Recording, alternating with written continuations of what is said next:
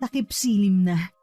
Subalit nakatayo pa rin si Maria sa tapat ng puntod ng asawa na nailibing na 3 oras ang nakalipas.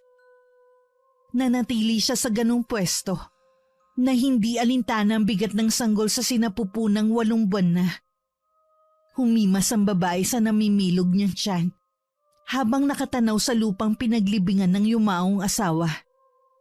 Kasunod nun ay muli siyang napaluha hanggang sa humantong na naman sa hagulgol. Habang inaalalang hindi katanggap-tanggap na pagkamatay ni Erwin, natagpuan ang bangkay ng kanyang asawa sa talahiban hindi kalayuan sa bukirin na nasa likod bahay lamang nila. Walang saplot at putol na ang ari ng makita ng mga pulis. Duguan din ang puwetan na ayon sa mga nag-otopsiya ay pinasukan ng kung anong bagay. Puno ng kalmot at galos sa katawan, baliri ng kaliwang binti, at bukod pa ron ay bumulwak ang ilang parte ng utak niya sa kanang bahagi ng ulo dahil sa matinding paghampas. Sa may ilog sa dulo ng talahiban kung saan nakita ang bangkay ni Erwin, ay natagpuan naman na matalik niyang kaibigang si Ulrich na wala ring saplot. Hawak ng maskuladong binata ang baseball bat na hinihinalang ginamit panghampas sa ulo at kaliwang binti ni Erwin. Sa bandang batuhan naman ay naroon ang damit ng 2 magkaibigan.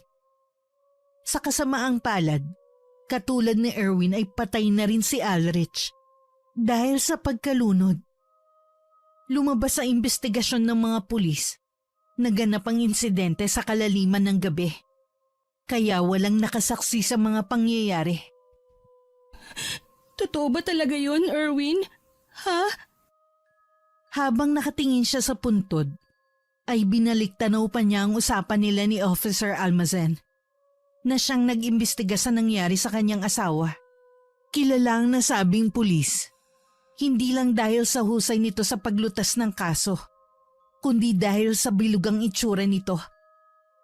Maria, parehong may tama ng alak ang magkaibigan. At ayon sa aming investigasyon, nagsimula ang lahat dahil hindi pumayag si Erwin sa kagustuhan ni Ulrich. Ano pong kagustuhan, officer? Alam mo ba ang balita rito sa inyong lugar tungkol sa asawa mo at sa matalik niyang kaibigan?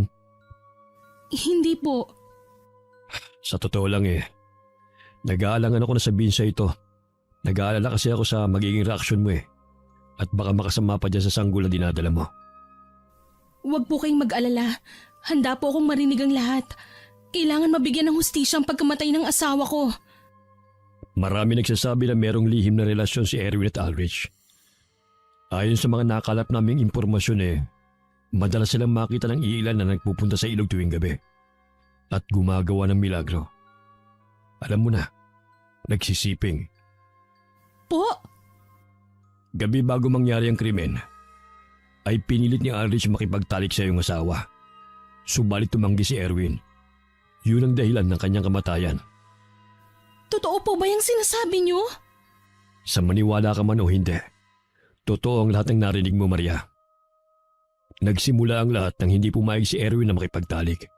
Kaya nagpumilit at mas naging agresibo si Ulrich dahil sa tama ng alak. Nakainom sila pareho, pero mas lasing si Ulrich. Kaya pala madalas siyang umuwi ng lasing nitong mga nakalipas na araw. Pagkatapos nila magiinuman, naligo sila sa ilog at doon nagsimula ang pamimilit. Nang hindi pumayag ang asawa mo, umahon siya sa tubig. Kaya lamang, binantaan siya ng matalik na kaibigan niya na sasaktan gamit ang baseball bat na laging dinadala ni Ulrich sa tuwing pupunta sila ron. Dahil sa takot ay tumakbo ang biktima na hinabol naman ng salarin. Gusto mo pa bang marinig ang kasunod? Nakikita ko sa mga mata mo na hindi ka na okay, Maria. Sige lang po, officer. Nang maabutan ni Ulrich ang asawa mo, pinalo niya ito sa ulo. Kaya nawalan to ng malay tao. Nagising na lang si Erwin nang makaramdam ng sakit sa puwetan. Kasabay ng pag-uyog ng kanilang mga katawan. Kaya lumaban siya sa kaibigan matapos maunawaan ang ginagawa sa kanya. Napakababoy! Pasensya na, Maria. Pero yun ang lumalabas sa pagsusuri namin. Nagpambuno sila na nagdulot sa mga galos at kalmot nila sa katawan. Nang makahanap ng pagkakataon, ay nakatakas si Erwin. Pero muli siyang nahampas ni Aldrich ng baseball bat sa kaliwang binte. Dahilan ng pagkabali ng buto sa parting yon. At pagbagsak, muling nagpatuloy ang naudot na pangagahasa. Napakahayop mo, Aldrich! Nagtangkang sumigaw si Erwin upang makahingi ng saklolo. At dahil sa pagkataranta ni Aldrich, napalakas ang pagpalo niya sa ulo na nauwi sa pagbulwak ng ilang laman sa utak at pagkamatay ni Erwin. Doon na tuluyang naisakatuparan ni Aldrich ang karumal-dumal na paraan ng panggagahasa. Matapos makapagparaos, ipinasok na mali Aldrich sa puwita ni Erwin ang baseball bat hanggang sa bumulwak ang dugo mula ron. Nang mawala ang kalasingan ng maskuladong binata at mapagtanto ang kanyang nagawa, ay nagdesisyon siyang magpakamatay sa pamamagitan ng pagpapalunod ng sarili. Normal na tao po ba ang gagawa ng ganun, officer? Hindi na tao yun kundi demonyo. Yan din ang tanong namin. Ikinalulungkot ko nangyari sa asawa mo, Maria. Halos gumuho ang mundo ni Maria sa kanyang mga nalaman. At hanggang ngayon, kahit nasa hukay na ang kanyang asawa, ay hindi pa rin siya makapaniwala. Kaya sa halip na tumahan, ay napaiyak na naman siya habang bumabalik sa isipan niya ang mga sinabi sa kanya ni Officer Almacen. Habang iniisip ni Maria ang pahayag ng investigador, ay lalo siyang napahagulgol sa sakit at galit. Masakit dahil magsisimula pa lang siyang magkaroon ng sariling pamilya. Pero binawi na agad ito ng tadhana sa kanya. Napakabata niya pa para maging balo. Nakakagalit dahil hindi niya sukat akalain na ganito ang sasapitin ng kanyang asawa. Napakarahas naman ng tadhana sa kanila na sa murang edad ni Erwin ay ganito ang kanyang sinapit. Magagabi na, Maria. Tara na. Kailangan mo na magpahinga. Makakasama kay Winmar kapag nahamugan ka. Napatahimik siya nang marinig ang malumanay na boses ng isang babae. Galing sa likuran na nagngangalang Eri. Si Eri ang best friend at kababata ni Maria. Pero sa pagkakataong yun, ay hindi niya to pinansin. Nagpunas lang siya ng luha, saka naglakad palayo sa lugar na yun, na parang hindi nakita ang kasama. Pag-uwi ng bahay, ay lantang gulay na humandusay sa kama si Maria. Napapikit siya at muling napaiyak.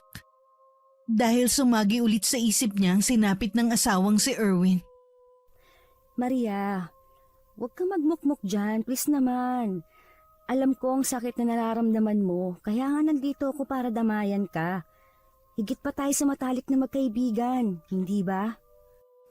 Higit pa sa matalik na magkaibigan? Napadilat ang buntis matapos marinig ang mga sinabi ni Eri. At pagkatapos ay nanatili lang siya sa pagkakahiga, habang nakatalikod sa best friend na nakatayo naman mismo sa pintuan ng kanyang kwarto. Kumain ka na, please. May nakahandang pagkain para sa sa lamesa ng kusina. Kumain ka at magpalakas para kay Winmar at para sa atin. Napaismid si Maria matapos marinig ang mga katagang yun. Hindi niya alam kung masusuya ba siya sa mga sinabi ni Eri. Bumangon na lang siya at nagtungo sa kusina upang kumain. Pinilit niyang kumilos alang-alang kay Winmar na nasa kanyang sinapupunan. Sapagkat tama nga naman si Eri, lakas ang kailangan. Hindi lang para sa sarili, kundi para na rin sa nalalapit na kapanganakan ng sanggol.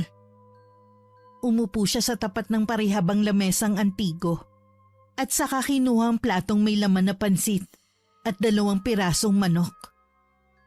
Sa dulo mula sa kaliwa ng lamesa ay naupo naman si Eri habang pinagmamasdang kumain si Maria. Umiwas siya ng tingin dito habang kumakain. At kahit anong pagngiti ang gawin ng kanyang best friend, ay hindi niya to sinusuklian.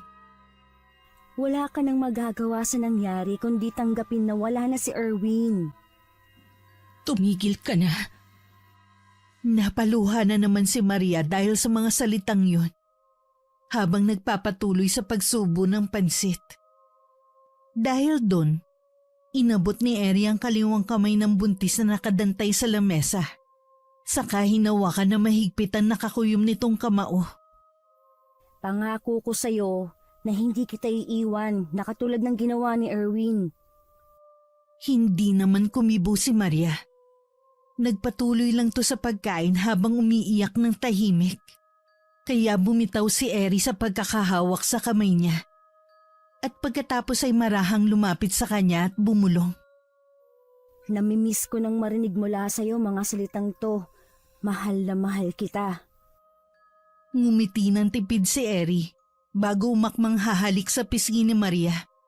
Kaya lamang umiwas ng ulo ang buntis, kasunod ng pag-alis sa upuan. Naglakad si Maria papunta sa lababo upang kumuha ng maiinom. Hindi niya pa rin nililingon si Eri habang nagsasalok ng tubig sa gripo. At nang matapos lumagok ng tubig at huminga ng malalim, ay saka siya nagsalita. Tama na! Layuan mo na ako! Para mo ng awa! Ayoko na, Eri! Layuan? Ngayon pang okay na ang lahat para sa atin? Tigilan mo na ako, utang na loob! Nandidiri ako sa... Nandidiri ka? Pero yung ginawa ni Erwin at ang best friend niyang si Alrich, hindi ka nandidiri? Gusto mong ikuwento kong ginagawa nila kapag wala ka? Tumigil ka na! Ayoko nang marinig pang tungkol dyan! Okay, bibigyan kita ng oras para makapagluksa. Saka ako babalik para sa inyo ni Winmar, mahal. Ngumiti ulit ng tipid ang magandang babae na nananatiling nakatayo ilang metro mula sa likuran ni Maria. At pagkatapos nun ay saka na to naglakad palayo. Napahagulgul na lang ulit si Maria matapos marinig ang mga salitang yun. Hindi niya na kasi alam ang gagawin dahil tila nakatanikala siya sa isang bagay na hindi naman niya ginusto. Napahimas na lang siya sa namimilog na tiyan nang maramdaman ang pagsipa ng sanggol. Tila ba nararamdaman ni Winmar ang pighati ng kalooban niya ng mga sandaling yun? Anak, Winmar, patawad. Maya-maya pa, pagkatapos ng kanyang pagmumoment, ay inayos na niya ang sarili. Habang nagsasalansan ng mga hinugasang pinagkainan, ay merong nag-doorbell na kaagad niyang pinuntahan. Nang makita si Officer Almacen at ang partner nitong si Officer Ligaya, ay kaagad niyang pinatuloy ang dalawa at ipinagtimpla ng maiinom na kape. Pasensya ka na kung nakaistorbo ba kami sa'yo, Maria. Mukhang patulog ka na yata. Hindi pa naman po. Ano po bang sadya ninyo? Galing kasi kami sa bahay ni Alrich para kumalat pa ng mga bagay-bagay. At napansin namin tong picture. Picture? Pagtingin ni Maria sa larawang ipinakita sa kanya, ay napakunot siya ng noo. Simbolo kasi ng witchcraft ang nakita niya. Pulang bilog na may star sa loob. At nakaukit to mismo sa ilalim ng kama ni Alrich. Witchcraft po ito, hindi ba? Ano pong kaugnayan nito sa kaso? Kilala mo ba sila Oli, Aris at Thea? Opo, mga kaibigan ko po sila. Actually, kaibigan po namin nila Erwin at Alrich. Kaya lang po wala na akong balita sa kanila since nagsettle kami ng asawa ko. Ah, ganun ba? Katulad kasi nitong nasa larawan meron ding nakita sa ilalim ng mga kama nila. Hindi mo ba alam na patay na sina Oli, Aris at Thea? Ano po, officer? Nung 1 buwan pa sila patay. At sinasabi ko sa'yo, Maria, malala rin ang pagkamatay nila. Katulad nila Alrich at Erwin. Natutop na lang ng babaeng buntis ang bibig sapagkat talagang nabigla siya sa mga nalaman. Akala niya ay mas nakakagulat na ang nangyari kay Erwin at Alrich. Pero hindi pa pala. Okay lang ba kung i-check namin ang ilalim ng kama nyo? Opo, pero matanong ko lang po, tuloy pa rin po ba ang usad ng kaso? Sabi niyo po kanina, nagpunta kayo sa bahay ni Ulrich para humanap ng mga bagay-bagay. So ibig sabihin po, ongoing pa rin ang kaso. Ang akala ko po ba si Ulrich ang pumatay sa asawa ko at nagpakamatay siya pagkatapos? Sasabihin ko mamaya kapag nakita na namin ang ilalim ng kamang tinutulugan niyo. Nagtungo na nga kaagad sila sa kwarto at nag-check na nga sina Officer Almacen at Officer Ligaya sa ilalim ng kama. Pero wala silang nakitang simbolo ng witchcraft. Pasensya ka na kung late ko na itong tatanong sa'yo. Bago mamatay ang asawa mo, may napansin ka bang kakaiba sa kanya? Nitong nakalipas na linggo, madalas lang siyang lasing. Hindi naman niya ako sinasaktan. Natutulog lang siya sa couch kapag amoy na amoy ko ang alak. Sa loob ng 2 weeks, hindi ko na rin mabilang kung ilang beses siyang natulog doon. Nagkatinginan ng dalawang officer. Kaya napakunot ng noo ang babaeng buntis. Dali-dali silang lumabas ng kwarto at bumalik sa sala. Para tingnan ang ilalim ng couch na sinasabing madalas tulugan. Ganun na nga lang ang gulat nilang lahat nang makita ang simbolo kapareho ng nasa larawan. Ang sumisimbolo sa pangkukulam o witchcraft. Teka, paano nagkaroon yan dyan? Ano pong ibig sabihin nito? Ibig sabihin, hindi pa tapos ang kaso. Dahil posibleng magkakakonekta ang nangyaring pagkamatay nila Oli, Aris, Thea, Ulrich at ang asawa mo. Posibleng bukas o sa mga susunod na araw may mga paranormal investigator na pupunta rito para i-examine ang simbolo na yan. Paranormal investigator? Tamang narinig mo, Maria. Kaya ang payo ko sa'yo, huwag ka muna magstay dito sa bahay mo hanggang sa matapos ang investigation. Teka lang po, naguguluhan ako Bakit biglang may paranormal investigation? Posibleng iisa lang ang pumatay sa mga kaibigan at asawa mo. Ang nangyari lang kina Ulrich at Erwin, ibang case. At lahat yon ay may kinalaman sa witchcraft. Hindi na nakapagsalita pa si Maria. Pasimple na lang siyang napahawak sa tiyan habang naiisip ang isang tao. Pagkatapos ng ilang pang mga pinagsasabi ng mga officer, ay sinamahan na nga muna nila si Maria na magstay sa bahay ng Lolo Gardo at Lola Ermita niya. Nung hindi pa nag-aasawa si Maria, ay dito siya nakatira. Kaya walang pag-aalinlangan siyang tinanggap ng mga kaanak sapagkat namiss din siya ng mga to. Ang lolo at lola na niya kasi ang tumayong mga magulang. Sapagkat bata pa lang ay namatay na ang kanyang mga magulang na sina Ginoong Mario at Ginang Yana. Wala siyang masabi sa kabaitan ng mga to. Kaya naman nang mabuntis siya at ikasal, ay nalungkot din siya ng sobra nang mapawalay sa mga to. Kaya ganun na lang din ang pasasalamat ng kanyang lolo at lola na nagbalik siya ngayon kahit saglit na panahon lang. Ipinaliwanag kasi ni Officer Almacen at Officer Ligaya ang sitwasyon sa pahintulot na rin ni Maria. Iha, sinasabi ko na nga be. At hindi ordinaryong ganong klase ng pagkamatay ng asawa mo at ng best friend niya. Kawawa naman ang dalawang yon. Sana mahuli na ang gumawa nito sa kanila. Hayaan mo, at bukas na bukas din, pupunta ako sa kakilala kong espiritista para humingi ng pangontra laban sa mangkukulam. Baka mamaya pati kayo ng apo ko sa tuhod idamay pala mamamatay tao na yon. Tumigil ka na nga muna riyan, Gardo. Pagpahingahin mo na muna tong apo mo. Kunin mo ang mga gamit niya at dalhin mo na sa kwarto. Halika na, Maria. Magpahinga ka na muna at ipagtitimpla kita ng gatas kapag nandun na tayo sa kwarto. Buti na lang, apo, kahit hindi ka na rito nakatira araw-araw ko nililinis yon. Kaya kahit anong oras ka magpunta rito, may matutulugan ka. Thank you po, Lolo, Lola. Pagdating niya sa kwarto, matapos makainom ng gatas, ay nagpahinga na siya. Hindi na lang niya muna pinatay ang ilaw dahil namiss niya rin ang kwarto niyang yun. Dati nalalakihan pa siya sa silid, pero ngayon parang ang liit-liit na lang nito. Sa dami ng kanyang mga iniisip, hindi na rin niya namalayang nilipad na ang diwa niya papunta sa Karimlan. Mahimbing siyang nakatulog dahil na rin sa epekto ng pagkabuntis at gatas. Subalit bigla naman siyang dinalaw ng isang kakatuwang panaginip.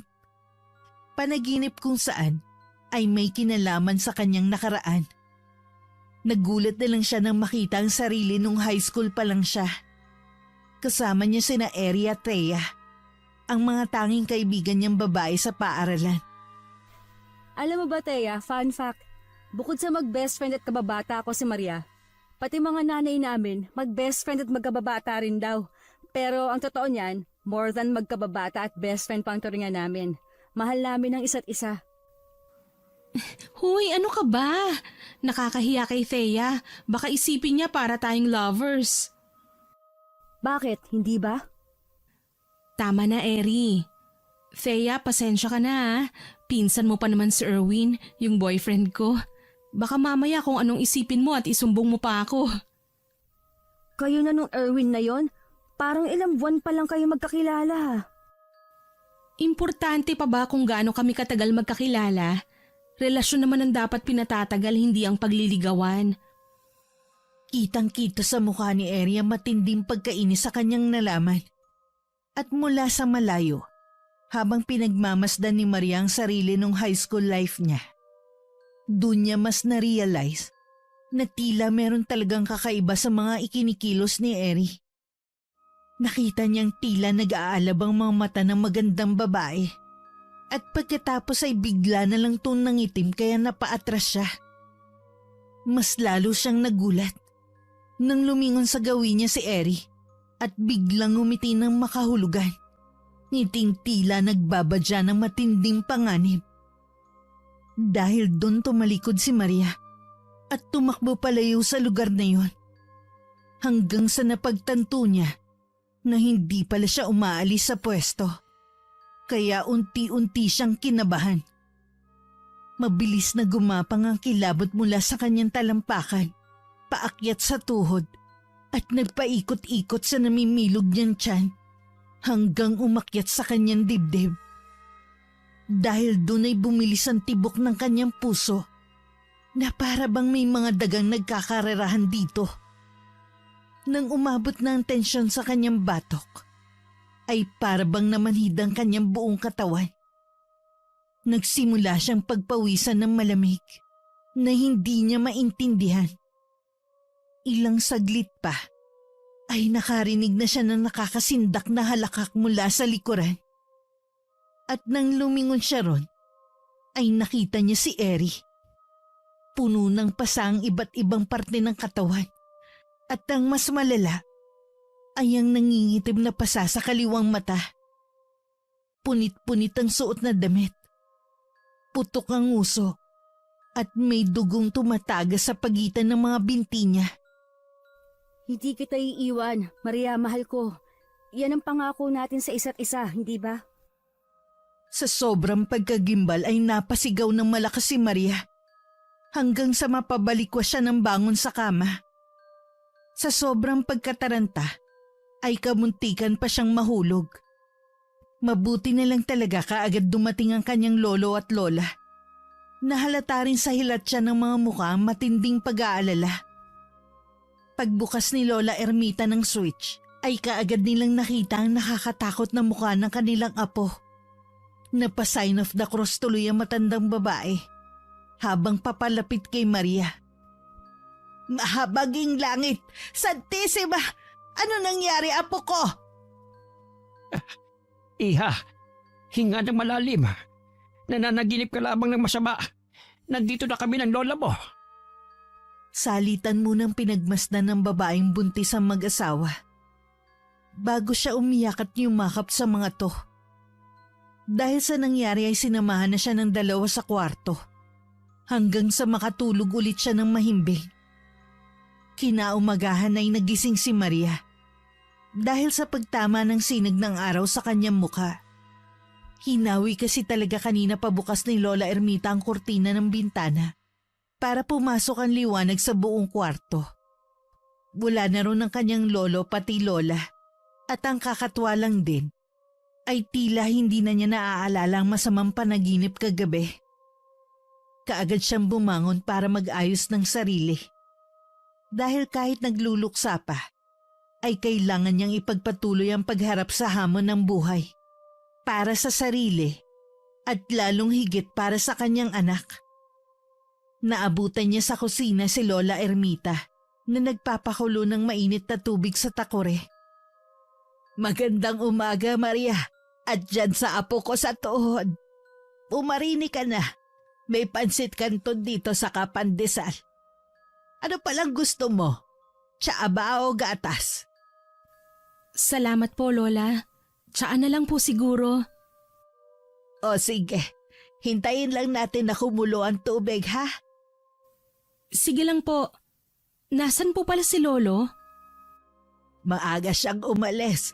Pupunta ron kay Monyoyong, yung espiritista, at manghihingi ng pangontra para sa'yo at dyan ka eh.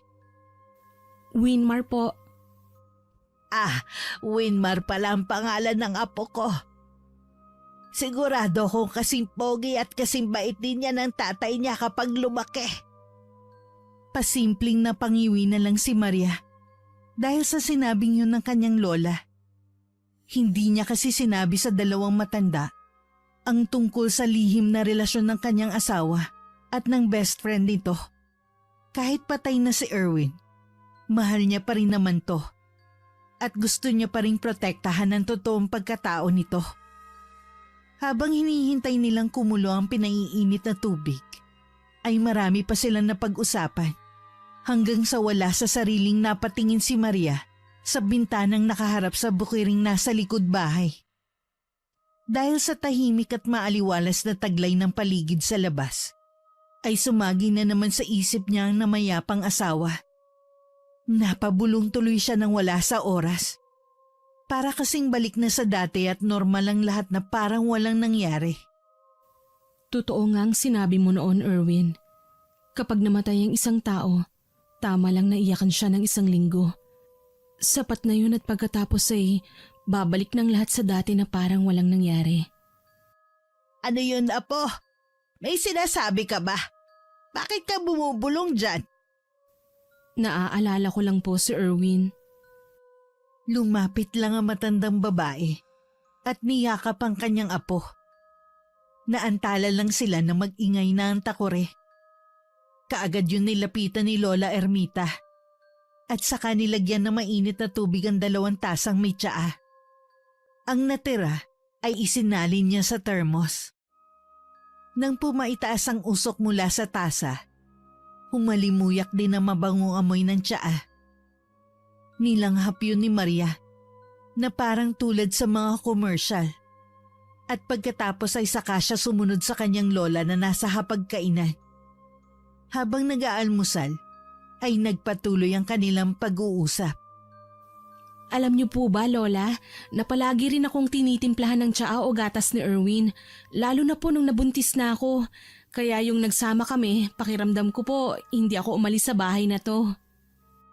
Malamang, sinabi ko talaga yon noon namanhikan siya rito. Napangiti na lang si Maria habang nagpapatuloy sa pagkain at paghigop ng masarap na tsaa. Mabilis na lumipas ang oras. Nagpaalam muna ang Lola Ermita na pupunta ng palengke para mamili ng uulamin nila para sa pananghalian at hapunan. Gusto sanang sumama ni Buntis, pero pinigilan na muna siya ng matandang babae at sinabihang magpahinga na muna o maglinis-linis sa loob ng bahay. Ganun na nga muna ang ginawa ni Maria. Nilinis niya ang kwarto ng kanyang lolo at lola, ang sariling kwarto, kusina, banyo at sala. Napaka-energetic niya dahil siguro sa pag-uusap ulit nila ng kanyang lola na na-miss niya rin ng todo. Nakangiti niyang inilabas ang ilang kalat para sana itapon sa basurahan sa tapat ng kanilang bahay nang magulat matapos marinig ang pamilyar na boses. Ang saya mo naman yata ngayon at parang hindi ka namatayan. Natigilan at agad na pawi ang ngiti ni Maria matapos marinig ang tinig ni Eri. Nakatayo ang magandang babae sa mismong gate kung saan sana siya dadaan. Nakasuot siya ng simpleng nilong dress. Medyo kupas na ang pagkaitim ng damit. Subalit hindi naman yun hadlang upang umangat ang kinis ng balat at gandang taglay niya.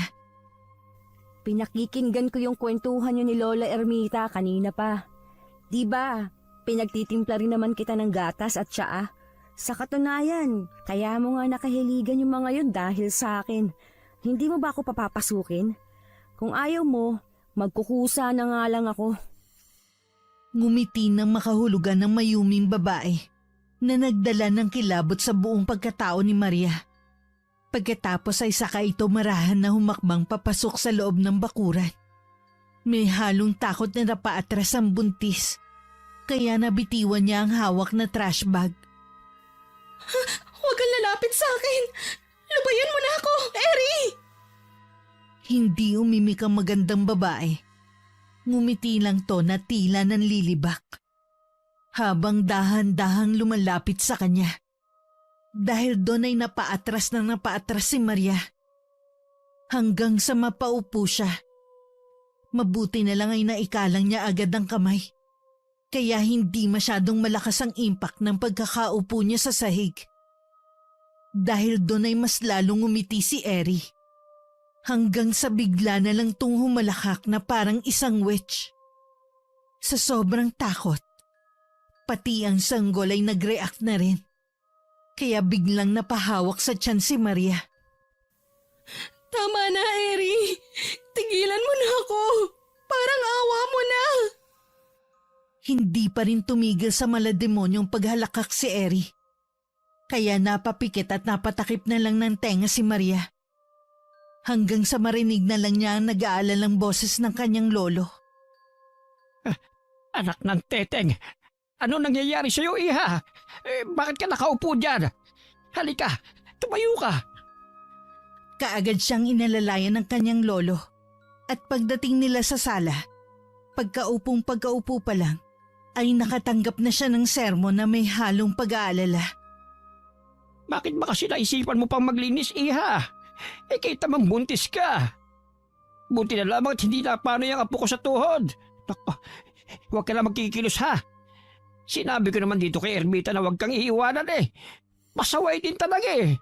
Manang-mana talaga kayo. Ay nako po, nasaan pa ang lola mo?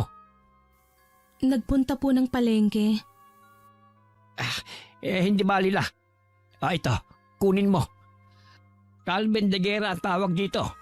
Sa pulang panisukat na ang laman ay bala ng barel. May bendisyon at orasyon na ito ha. Galing doon mismo sa kaibigan kong espiritista na si Monyoyong.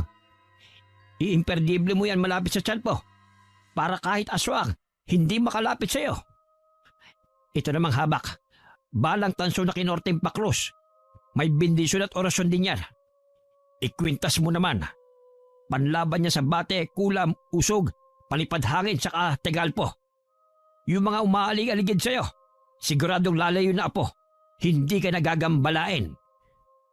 Wala mang maintindihan, ay sinunod na lang din ng buntis ang mga sinabi ng kanyang lolo. Sapagkat alam niyang kukulitin siya nito kapag hindi niya ginawa. Kaya naman sinusuot niya lang ang Carmen de Guerra at habak sa tuwing lalabas ng kwarto. At sa tuwing kasalamuha ang kanyang lolo at lola. Noon pa man kasi, ay hindi na talaga mahilig si Maria sa kolorete. Dahil para siyang nasasakal kapag nagsusuot ng kwintas. Naiirita naman siya sa nakaimperdibleng Carmen de Guerra. Kaya sa tuwing natutulog siya, ay tinatanggal niya ang mga to at inilalagay lang sa maliit na tukador.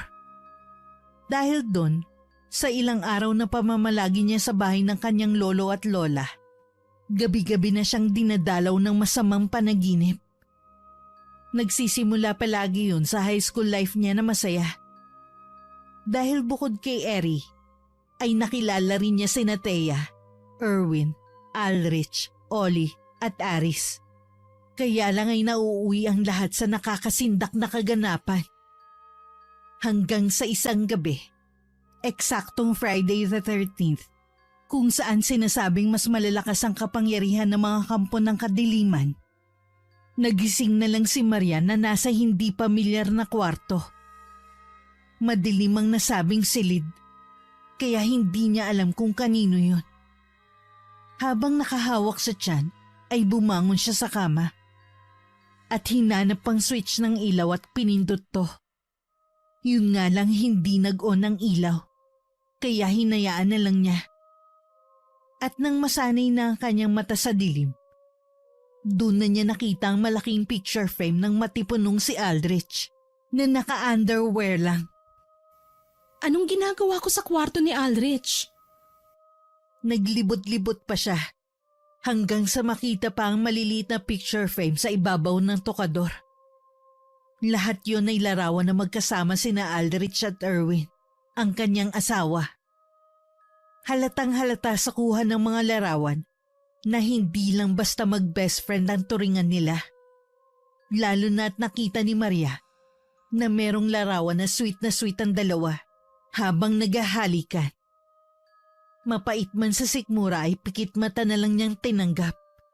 Dahil kahit magalit pa siya ngayon kay Erwin at Aldrich, ay hindi na mabubuhay pa ang mga to. Napalunok na lang siya ng laway na parang nilulunok ang sarili niyang pride. Maya-maya pa ay biglang nabaling ang atensyon niya nang marinig na umawang ang pinto ng silid na kanyang kinaroroonan. At mula sa labas ng silid ay nakarinig siya ng mga pamilyar na boses. Ang boses ng kanyang asawa, ni Aldrich, Oli, Aris at Thea. Teka, boses yun ng asawa ko ah. Dali-dali siyang tumakbo at sumilip sa labas ng silid hanggang tumambad na nga sa kanyang paningin ang hindi kaaya-ayang kaganapan. Kitang-kita niya kung paano pagtulungang bugbugin ni na Aldrich, Erwin, Oli at Aris ang kaawa-awang si Eri. Halos mapuno na ng pasa ang katawan nito at hindi na nakikita ang taglay nitong ganda sa tindi ng tinamo. Namamaga ang kaliwang mata dahil sa suntok. Duguan ng labi na matindi rin ang tinamo at nabali ang parehong hinlalatok. Nang magpumilit itong tumayo, ay isang malakas na sipa sa tiyan ng pinatikim ng maskuladong si Aldrich. Tangina, best! Ginawa mong sakre tong tiyan nitong si Tibo ah. Dapat nga sa boobs ko sisipain eh. Dapat lang sa kanya yan. Yan, best. Dinadali pa yung fiancé mo. Akala niya siguro di natin siya mabubuko. Buti na lang tong pinsan mong si Thea. Kampi pa rin sa atin. Natutup na lang ni Maria ang bibig sa kanyang mga nasaksihan. Dahil hindi niya alam kung parte ito ng katotohanan o sadyang masamang panaginip lang. Awang-awa siya kay Eri habang patuloy na nilulupog ng 4 na kalalakihan na inakala niyang mabait. Pero meron palang itinatagong madilim na pagkatao. Nang tumingin naman siya kay Thea, kitang-kita niya ang pagsisisi sa mukha ng babae. Alam ni Maria na hindi rin intensyon ng kaibigan niyang babae na mangyari yun. Tangina, gigil na gigil talaga ako dito kay Eri nang malaman kong mahal din ang tawagalin na ng fiancé ko. Utang ina mo kang Tibo ka, ikakasal na kami ni Maria. Kaya lubuhin mo na siya. Itong kamao ko ang mahal. Pagkatapos na matinding pagkabugbog kay Eri, nakita niyang umalis na si Thea dahil hindi na nito nakayanan ng mga pangyayari. Doon ay nasaksihan na nga ni Maria ang pinakamadilim at nakakasulasok na pagkatao ng taong minahal niya ng lubos. Kitang-kita ng dalawa niyang mga mata kung paano pagpasapasahan ni na Erwin, Aldrich, Oli at Aris si Eri. Binaboy nila at niyurakan ng husto ang puri ng kanyang best friend habang patuloy na binubugbog. Sa tindi ng natamo ng katawan ni Eri, noong oras ding yun ay nawalan siya ng hininga. Ni hindi na mamalayan ng 4 na kalalakihan dahil patuloy sila sa pag-i-enjoy sa kanilang ginagawang kademonyohan. Hindi na nakatiis pa si Maria sa kanyang nakikita. Kaya naman lumabas siya at sumigaw habang umiiyak. Ang bababoy niyo! Anong ginawa niyo kay Eri? Mga hula kayong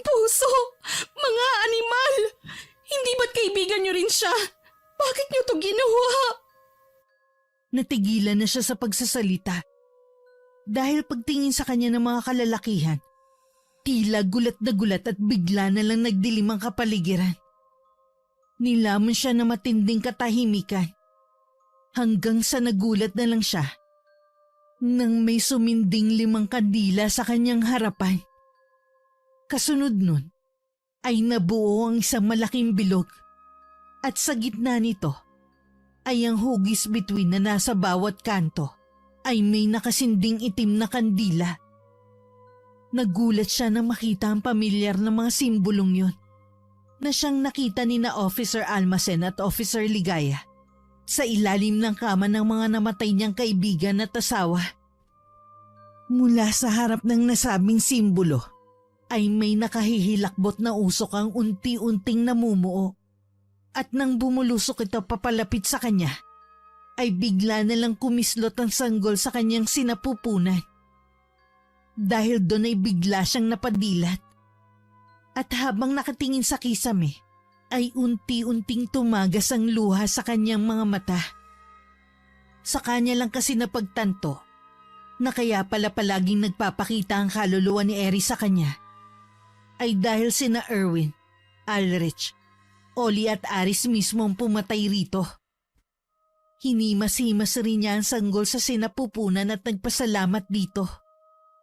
Dahil kundi kay Winmar, ay baka nalunod na siya sa bangungot na nangyari. Kinaumagahan eksakto namang dumalaw sa bahay nila si Officer Almacen para mag-update tungkol sa kaso. Nakinig din sina Lolo Gardo at Lola Ermita dahil gusto rin nilang ma-update sa mga pangyayari. Ano na pong balita, officer? Habang inilalapag ni Lola Ermita ang tsaa at Spanish bread sa lamisita, ay meron namang kinuhang brown envelope ang officer sa kanyang bag. At mula roon, inilabas niya ang ilang mga larawan ng isang silid na punong-puno ng mga kagamitan na merong kinalaman sa pangkukulam o witchcraft. Ano po tong mga ito? Pamilyar sa akin ang mga ganitong gamit Si Munyoyong may ilan siyang ganito Katulad itong bungong kandila dito sa larawan. At itong mga tuyo-tuyong dahon. Ang wala lang siya itong mga manyikang bahay ba ito na mangkukulam, officer? Bahay yan ni Eri.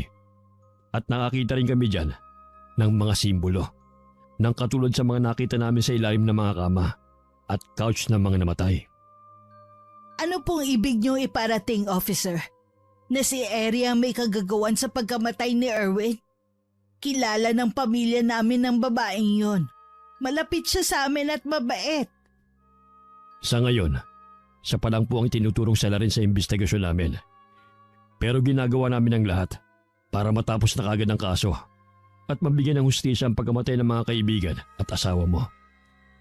Si Officer Ligaya, meron siya ngayong inaasikaso at makakaasa kayo na mag-a-update kagad kami, lalo na sa iyo, Maria. Teka lang po, naguguluhan ako sa mga sinasabi niyo Itong mga pictures na to kuha sa bahay mismo ni Eri, ng best friend ko? Ganun na nga, Maria. Simula bata magkasama na kami ni Eri. Paanong hindi ko nalaman ang tungkol sa bagay na ito? Totoo po bang bahay niya yan? Hindi kami nagkakamali, Maria. Para makumbinsi ka pwede kayo magpasama sa isang opisyal namin at puntahan niyo ang bahay niya. Malapit lang naman dito yun di ba? Kung totoo man po ito, hindi rin naman po pwedeng siyang pumatay sa asawa at mga kaibigan ko. Nung nakaraang buwan, first year death anniversary ni Eri, alam niyo po ba ang tungkol doon? Natagpo ang lasog-lasog ang katawan niya sa ilog. Umuulan kasi at malakas ang agos ng tubig kaya ganun ang nangyari sa kanya. Alam namin ang tungkol doon at nag-iimbestiga na si Officer Ligaya. Kasama ang mga paranormal investigator para alamin kung paano siya napunta sa rumaragas ang tubig sa ilog. Kung aksidente ang nangyari o may pumatay sa kanya. Gusto mang sabihin ni Marian tungkol sa masamang panaginip kagabi. Pinigilan niya ang sarili niya kahit sigurado siyang totoong nangyari ang mga yun. Pinoprotektahan pa rin kasi niya ang asawa. Isa pa, hindi niya naman sigurado kung maniniwala ang officer sa kanya. Matapos ang ilang pang pag-uusap, ay nagpaalam na si Officer Almacen. At nanatili naman silang tatlo sa sala at nag-usap-usap. Kaya ikaw, Iha, huwag na huwag mong huhubarin ng Carmen de Guerra at habak. Biruin mo. Hindi ko akalain na may samang kukulang pala yung si Eri. Tumigil-tigil ka nga riyan, Gardo. Dalhin mo na nga tong mga tasa at ekstrang tinapay sa kusina. Sa halos 1 linggong nagdaan, ay pilit pa rin na nagpapakatatag si Maria para sa nalalapit na panganganak. Idinadaan na lang niya ang kalungkutan sa paglilinis at iba pang gawain upang hindi makapag-isip ng hindi maganda. Para mawaglit sa isip niya ang kalungkutan, ay nagpasya siyang magluto. Pagkatapos nilang mananghalian, ay nagpasama siya sa lolo at lola na umuwi muna ng bahay para kunin ang mga gamit ng baby.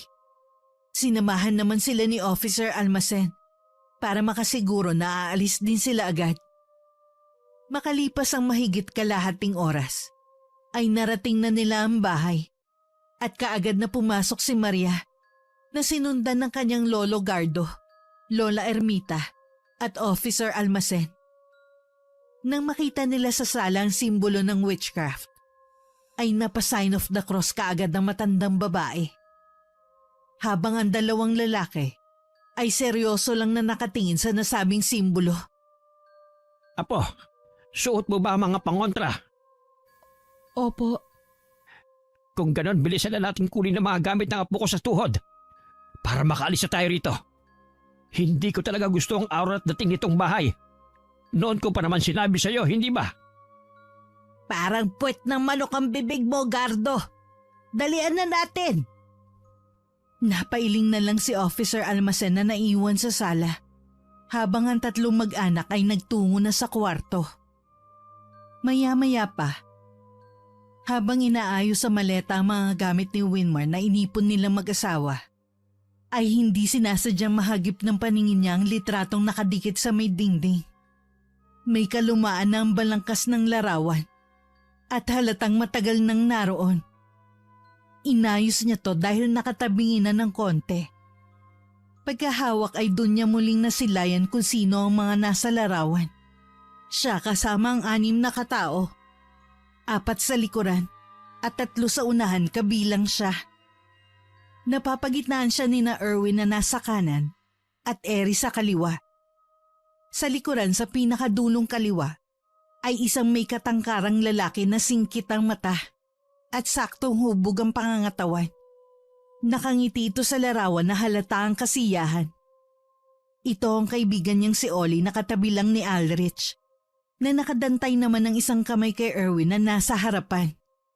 Napaismid siya pagkakita sa mukha ni Aldrich sa larawan.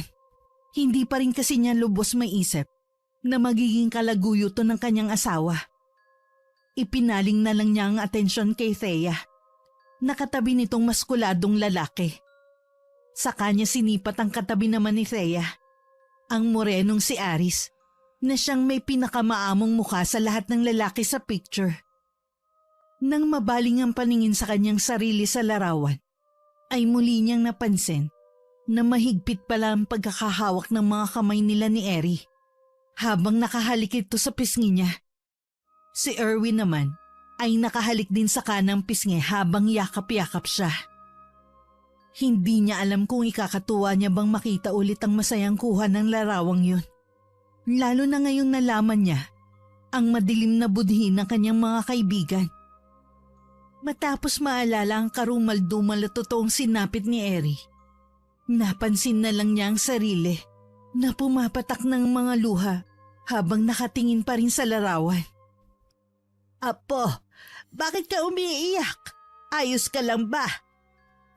Okay lang po. May naalala lang po ako dito sa picture. Hindi ko akalain na ako na lang pala ang matitirang buhay sa mga nandyan. Huwag kang mag-alala, Iha. Kasama mo kami ng lola mo. Nawala man ang asawa at mga kaibigan mo. Nandito naman kami. Patuloy kang mamahalin. Tutulungan ka naming palaki ng mabuting bata si Winmar. Pangako yan, Iha. Thank you po. Nang matapos na sila, wala nang ang inaksayang oras ang 4. Lumabas kaagad sila ng kwarto. Subalit pagdating nila sa sala, ay ganun na lang ang gulat nilang lahat. Nang makita ang simbolo ng witchcraft sa sahig, na tila kumikinang sa pagkapula. Anong nangyayari, officer? Wala rin akong ideya. Paglabas yun ng kwarto, bigla na lamang kuminang ng ganyan. Por Diyos, por Santo Santissima! Madali kayo. Umalis na tayo rito. Nang mapatingin silang tatlo kay Maria, ay ganun na lang ang gulat nila pare-pareho. Dahil bigla na lang nahulog ang Carmen de Guerrang nakaimperdible sa bandang tiyan ni Maria. Kahit ang habak na nakakwintas ay bigla na lang naputol. At nang mahulog ang mga yun sa sahig, ay bigla na lang nasunog at naging abo pagkalaon. Dahilan para magimbal silang lahat. Pagkatapos nun ay mabilis ang mga sumunod na pangyayari. Kitang-kita nilang lahat kung paano ang bawat kanto ng bituin sa simbolo ay may mga nagsulputang itim na kandila na galing mismo sa sahig. Biglang lumamig ang kapaligiran at bumigat ang presensya. Kaya kumislot-kislot ang sanggol na nasa sinapupunan ni Maria. Dahilan para mapahawak siya ron na mahigpit. Bigla rin sumara ang mga pinto at bintana. At kahit ilang beses na pagpipilit ni na Officer Almacen at Lolo Gardo na buksan ng pinto, ay wala silang nagawa. Natigilan lang sila pare-pareho na makarinig sila ng nakakakilabot na malawits na halakak sa bawat sulok ng bahay. Ano nangyayari? Diyos ko po! Anong... Hindi na natuloy ng matandang babae ang sasabihin na makita niya ang apo na biglang napahiyaw dahil humilab na ang tiyan nito. Ah! Ang sakit! Ang tiyan ko! Lalabas na si Winmar, Lola! Nataranta ang lahat kaya kaagad lumapit si Officer Almacen para sana buhatin ang nahihirapang buntis. Subalit na wala na to ng malay tao. Kaya hindi na alam ni Maria ang mga sumunod na nangyari sa bahay na yun. Nagising na lang siya na nasa pamilyar na silid. Ito yung silid na ipinakita ni Officer Almacen sa picture. Ang kwarto ni Eri. Na punong-puno ng mga kagamitan na may kinalaman sa pagsasagawa ng itim na salamangka. Habang nakahiga sa malambot na kama, iginala niyang tingin. Napangiwi siya nang maramdaman ng pagkislot ng kanyang baby. Nadamang-dama niyang natatakot din. Pagbangon ay nakita niya ang simbolo ng bituin. At sa bawat kanto nito ay may nakasinding itim na kandila. Ang mas nakakagulat sa pagkakataong ito ay may babaeng nakaupo sa mismong pinakasentro ng nasabing simbolo. Kahit nakatalikod, ay kabisadong-kabisado niya ang hubog ng katawan nito.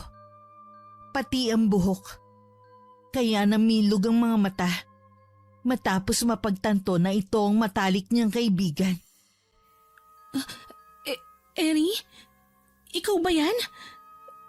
Eri, sumagot ka. Alam kong ikaw yan. Kilalang kilala mo talaga ako, Maria. Mahal. Teka, paano nangyari to? Totoo ba ito o panaginip? Naguguluhan na ako, Eri. Paano kang nabuhay? Nakita ko mismo ang bangkay mong hinahango sa ilog at... Dahil mangkukulam ako na bumangon sa hukay, Mabilis na nangilabot ang buong katawan ng buntis. At napaigtad ulit siya. Matapos magkislot-kislot na naman ang sanggol dahil sa takot. Kung ganun, totoong mangkukulam ka? Bakit hindi ko to alam?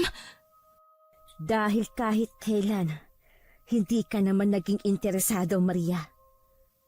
Ikaw ba ang pumatay sa kanila?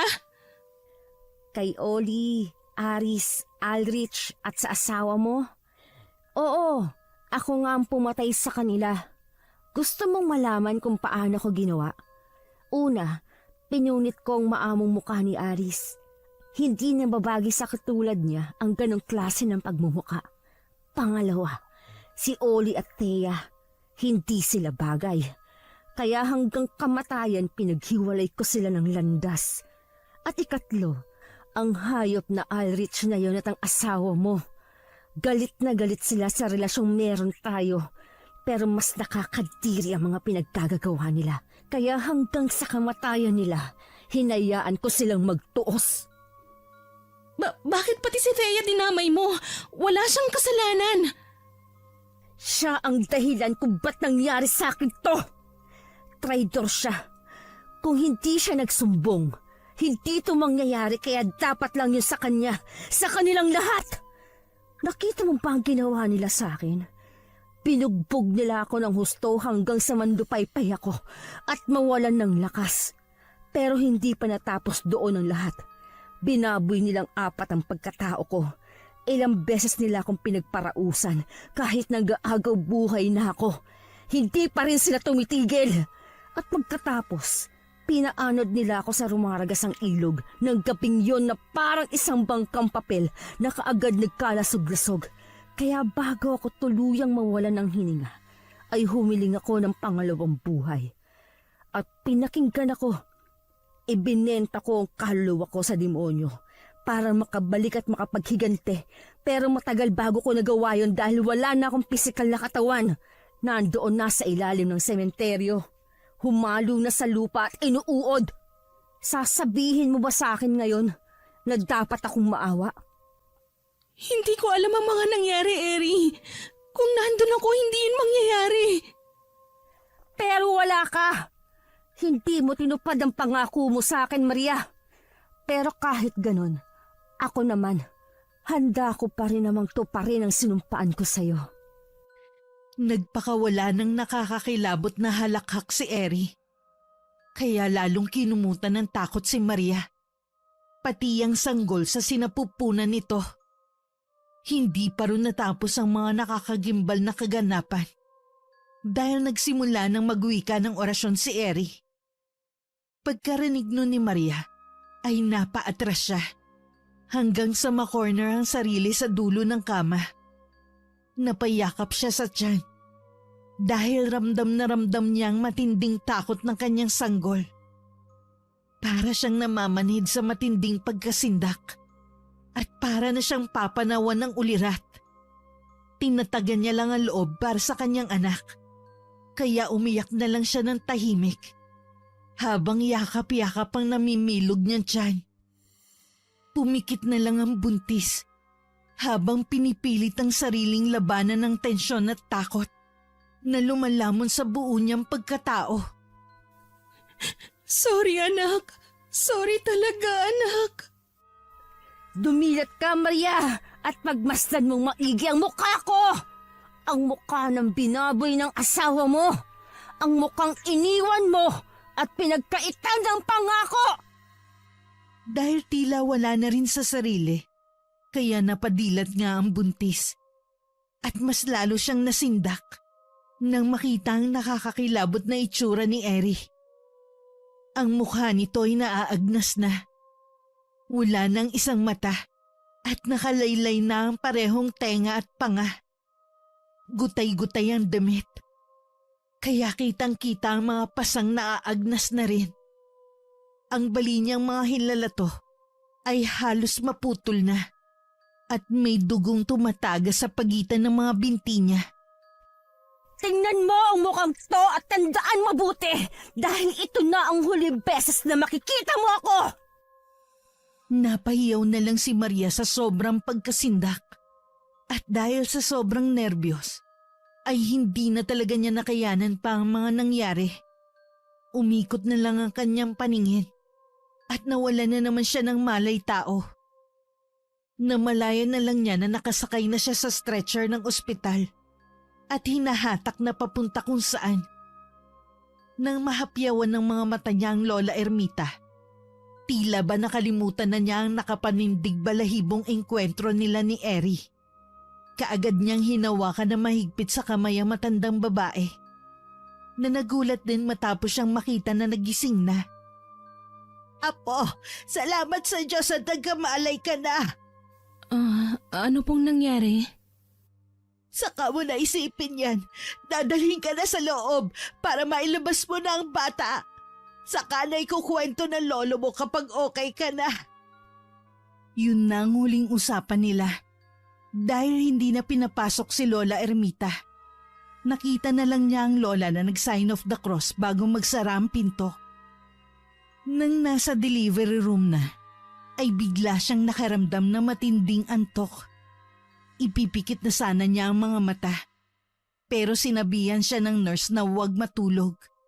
Dahil maaaring makatulog din ang sanggol at posibleng parehong manganib ang kanilang buhay o mauwi sa cesarean ng kanyang panganganak.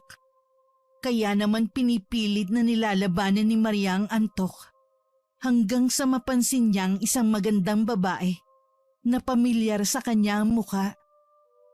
Nang ma-realize niyang ito ang dating anyo ni Eri, ay parang nawala ang antok niya. Pero napalitan naman to ng matinding takot.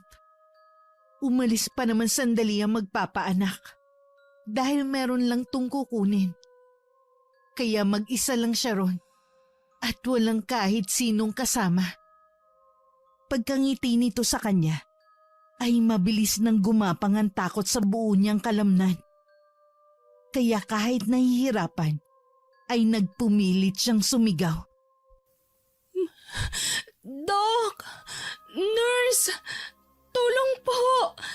Nasaan na po kayo? Habang nakangiti ay nagsimula ng lumakad si Eri palapit sa kanya. Hanggang sa tumayo to sa kanyang paanan at biglang lumalim ang tingin. Sinikap ni Maria na bumangon para umalis sa lugar na yon. Pero bago pa niya magawa, ay nagwika na si Eri. Magkakasama na tayo hanggang sa huli, mahal. Pagkatapos ay marahan nitong gumapang papatung kay Maria na hindi maipinta ang mukha sa sobrang kaba. Balot man ng takot ay walang nagawa ang buntis. Dahil naubusan na siya ng enerhiya, dala ng pinaghalong sakit ng tiyan, nerbiyos at sobrang antok. Hindi rin niya magawang makasigaw, kaya nagpaanod na lang siya sa agos ng sitwasyon at ipinig sa Diyos ang lahat. Hanggang sa namalayan na lang niya na pinaiiri na siya na nagpapaanak. At sa biyaya ng Panginoon, nailuwal niya ng ligtas si Winmar. Habang wala pa sa kanya ang anak, iginala niya muna ang tingin sa buong paligid. Pero wala na rin si Eri. Kaya napaiyak na lang siya, na sinundan din ng pag-iyak ng bagong panganak niyang si Winmar. Isang batang sanggol na lalaki, tama ba? Pagkatango na naghahawak sa baby, kaagad itong inilapit sa kanya. Tuwang-tuwa pa siya nung una. Subalit nang makita ang mata ni Winmar, ang kaninang sigla ay bigla na lang napalitan ng pagtataka at pangamba. Bakit po magkaibang kulay ng mga mata ng anak ko? Kahit ang mga tumingin sa bata ay nagulat din at namangha. Dahil nga sa magkaiba ang kulay ng mga mata ni Winmar. Ang kaliwa ay berde at ang kanan ay brown.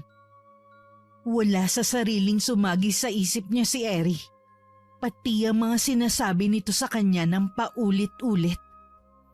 Magkakasama na tayo hanggang sa huli, mahal. Nang ma-realize niyang tila reincarnation ni Eri ang napanganak niya, biglang nanghina ang kanyang mga kamay. At kamuntikan pang mabitiwan ng sanggol na walang kamuang-muang. Mabuti na lang talaga ay may mga naka-assist, kaya agad na agapay.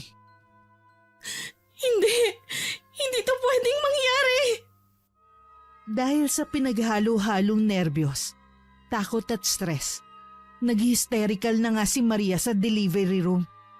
Kaya kaagad kinuha sa kanya si Winmar at napilitang injeksyonan siya ng pampakalma. 2 linggong lumipas. Magmula nang makauwi ng bahay si Maria at ang kanyang anak. Pero ni isang beses ay hindi nilapitan ng babae ang sanggol. Alam niya kasi sa sarili na hindi yun ang anak niyang si Winmar, kundi si Eri, na siyang lumipat sa katauhan ng walang kamuang-muang na sanggol. Hindi na rin pinipilit ng kanyang lolo at lola ang mga sarili nito. Dahil sa tuwing ginagawa nila yun, ay nagwawala lang si Maria na parang nawawala sa sarili. Maraming mga kapitbahay ang nagsabi na baka nabinat siya sa panganganak kaya nagkaganon.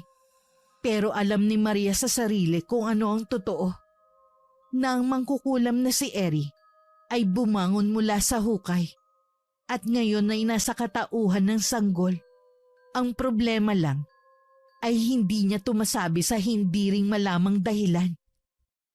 Iha, nandyan sina Officer Almacen at Officer Ligaya. Gusto ka na kumustahin at makausap. Papapasukin ko ba? Hindi umimik si Maria.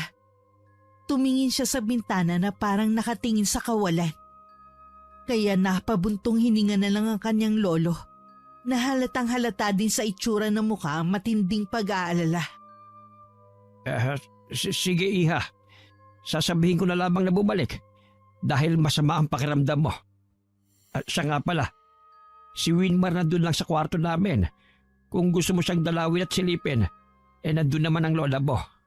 Siya, maiwan na muna kita dyan.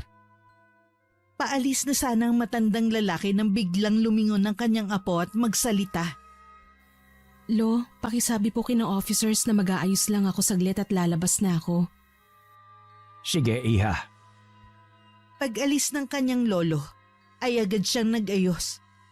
At pagkatapos nagtungo na sa sala, kung saan umiinom na ng tsaa at nagmimerienda ang mga officer. Magandang hapon po, Officer Almacen at Officer Ligaya. Matapos magkamayan ay agad umupo ang babae at kumuha rin ng available na tsaa sa lamisita.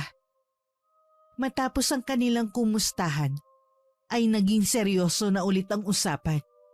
Kaya umupo na rin si Lolo Gardo sa tabi ng kanyang apo, habang si Lola Ermita ay nakatayo lang sa pintuan ng kanilang kwarto at pasimpleng nakikinig.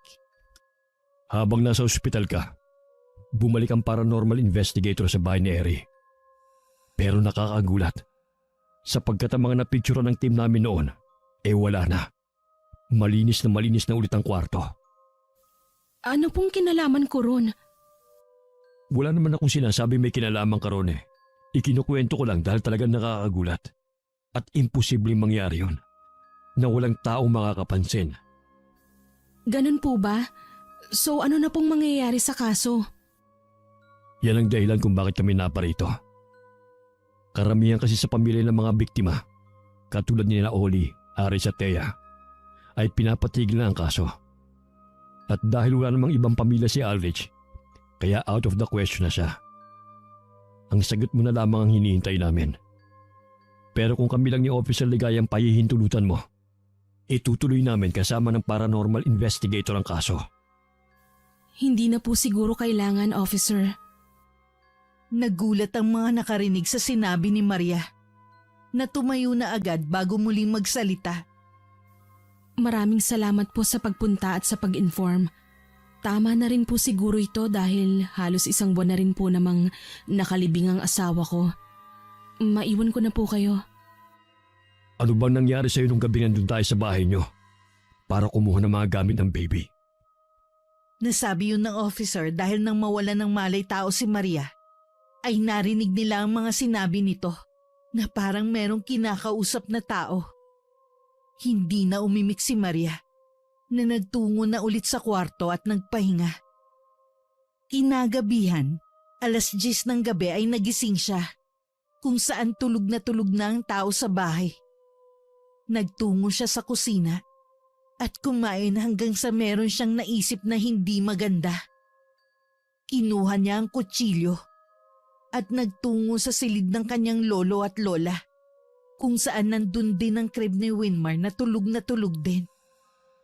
Nilapitan niya ang sanggol at nang tatangkain na niyang sasaksakin to, nagising bigla si Lolo Gardo at nakita ang kanyang gagawin. Diyos ko po! Maria, anong gagawin mo? Bitiwan mo yan! Hindi ko po anak ang batang ito, Lolo. Maniwala po kayo sa akin. Santissima Maria! Ano bang nangyayari sa iyo, apo ko?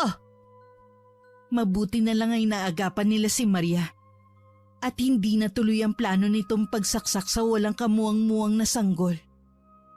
Dahil sa nangyaring yun, kinabukasan kaagad ipinatawag ni Lolo Gardo ang kaibigan niyang mahusay na albularyong si Monyoyong. Naniniwala kasi sila mag-asawa na magmula nang mahimatay si Maria ron sa bahay, ay naalihan na to ng kung anong masamang espiritu. Kaya umaasta na kakaiba. Ganito rin daw kasi ang nangyari sa mga kaibigan ni Maria bago mamatay. Pagdating pa lang ni Monyoyong sa tapat ng kanilang bahay, ay dinungaw na siya ni Maria ng pasimple sa bintana ng kwarto. Narinig pa niya na magsalita ang matandang albularyo na sa labas pa lang daw ng bakuran ay may mabigat na puwersa na itong nararamdaman. Isang puwersa na galing marahil sa pinakamalalim na parte ng impyerno. Dahil doon, nakita niyang naglabas si Monyoyong ng tuyong dahon na parang palaspas ang style. Nagwisik din siya ng itim na asin na tinatawag nilang kalanamak. Isa itong uri ng Himalayan black salt na galing sa bulkan at kadalasang ginagamit sa pagluluto at panggagamot. Pero sa mga kagaya niyang albularyo, isa tong mabisang sandata, lalo na kapag nabigyan ng tamang orasyon. Nang mawala sa paningin niya si Lolo Gardo at Monyoyong, bumalik na siya sa kama at naupo. Inantabayanan na lang niya ang mga to na pumasok sa kanyang kwarto. Maya-maya pa nga, katulad ng inaasahan, sumilip nga sa pintuan ng kanyang kwarto ang dalawang matandang lalaki. Apo, ito si Kamonyoyong mo. Magmano ka, dali. Magandang umaga po. Siya yung sinasabi kong apo ko na posibleng, alam mo na. Pagkatapos niya magmano, matagal sila nagkatitigan ng matandang albularyo. Pinilit niyang hindi mag-alis ng tingin. Subalit mas matatag ang talim ng mga mata ni Monyoyo. Kaya sa huli, siya na mismo ang yumukod. Monyoyong, anong nakikita mo sa apo ko? Tama ba kami ng hinala ng misis ko, ni Ermita? Eksaktong pagkasabi niya nun, ay siya namang pagdating ni Lola Ermita. Tangan-tangan ng sanggol na si Winmar. Kaya napabaling ang dalawang matandang lalaki ron. Kitang-kita ng dalawang mata ni Maria kung paano mamilog ang mga mata ni Monyoyo habang pinagmamasdan ng sanggol. Kaya napalabas siya ng silid. Mas lalo silang nagimbal nang sinabi ng matandang albularyo na hindi nga si Maria ang inaalihan o nilulukuban ng masamang entity, kundi ang sanggol na si Winmar. Naiyak na lang bigla si Maria sapagkat may isang taong nagpatunay na totoo ang kanyang sinasabi. Hindi naman makapaniwala ang mag-asawa sapagkat sanggol pa lang si Winmar at wala pang muwang sa mundo. Doon na nga ipinaliwanag ni Maria ang lahat-lahat sa kanyang lolo, lola at sa albularyo. Simula sa karumal-dumal na sinapit ni Eri sa kamay ni na Erwin, Alrich, Oli at Aris, hanggang sa paghihiganti nito bilang isang mangkukulam na nagbalik sa hukay. Nagbuno siya ng 1 taon para tuluyang makabalik. At dahil wala ng pisikal na katawan, ginamit niya ang sanggol para maging kanyang katauhan. Ayon kay Monyoyong, magagawan pa nila ng paraan ito sapagkat sanggol pa lang si Winmar at wala pang isip. Maililigtas pa nila ang bata, pero hindi madali ang proseso at hindi isahan lang ang session. Katulad ng payo ng albularyo, kaagad nilang pinabinyagan ng sanggol. Gabi-gabi rin tong inoorasyonan at tuwing linggo naman ay pinabibindisyonan sa simbahan upang ang katauhang umagaw sa kanya ay mawala ng tuluyan. Natuto na nga ring mahalin ni Maria ang sanggol at hindi niya sinukuan ang nag-iisang anak hanggang sa huli.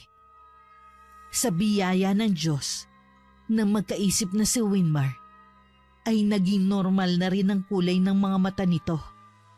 Senyales na wala nang mangkukulap na bumangon sa hukay. Wakas. Takip silim na, subalit nakatayo pa rin si Maria sa tapat ng puntod ng asawa.